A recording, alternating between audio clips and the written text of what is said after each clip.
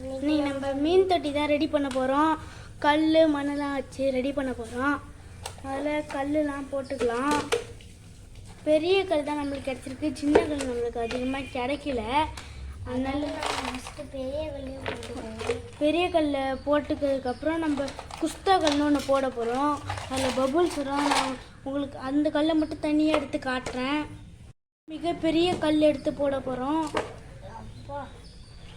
இப்போ லாஸ்ட்டாக நாங்கள் குஸ்தா கல்லை காட்டுறோம்.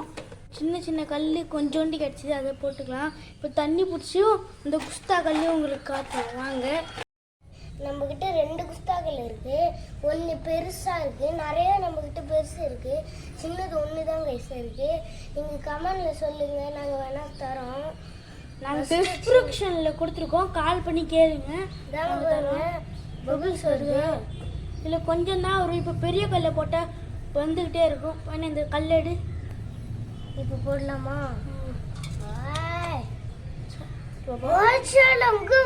இந்த சைடில் காட்டுறோம். சைடில் தானே பெரிய பெரிய பபுள்ஸாக வருது. பாருங்க கைஸ், பபுள்ஸ் வருது.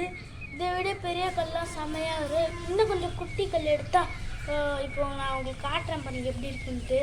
கொஞ்சம் சின்ன கல் எப்போ ஷாக்கு பபுள்ஸ் வருதுடா. பாருங்க கைஸ், உங்களுக்கு தெரியலன்னு நினைக்கிறேன். பாருங்க பபுள்ஸ் வந்துட்டே இருக்கு.